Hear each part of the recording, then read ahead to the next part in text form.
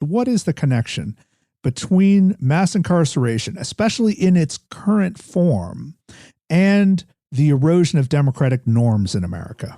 Yeah, that's a great question. So, I mean, I think, there are a number of ways to approach it. I mean, on one level, in my home state of Michigan, policymakers spend more money on locking up young people than they do on educating young people. The budget for the criminal justice system is larger than the entire budget for education in the state of Michigan. And so, one wonders, what does that say about the health of American democracy? Right. We are invested in putting people behind bars. So that's one way.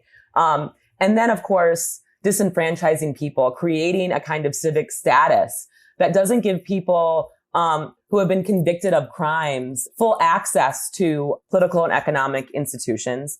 And then we have policies in place and mechanisms in place that disenfranchise people, beginning in 1974, the Supreme Court case, Richardson versus Ramirez. The court rules that convicted felons do not have the right to vote, and it's something that's been challenged ever since. But of course, this has vast implications for the kind of scope of our electorate. Today, more than 6 million people who have already served their sentence, we're not even talking about people who are still behind bars, are deprived of the franchise. So we can imagine if those 6 million people had been allowed to vote, especially in places like Florida in 2000, the outcome of many of our elections, certainly in the last 40 years, might have been very different. So that's one way that it changes our electoral process.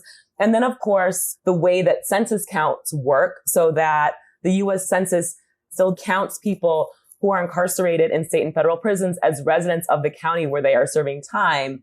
And of course, these census counts then in turn determine representation. So although rural areas are home to the minority of the U.S. population, that's where most of our prisons are located. That's where High Desert State Prison I went to in California, which is at the very, very kind of tip and border of California and Nevada.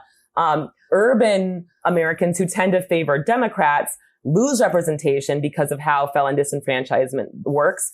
And then rural districts that tend to favor Republicans gain extra representation because of how our prison system is situated. So definitely mass incarceration, mass criminalization has had real detrimental effects to the health of American democracy.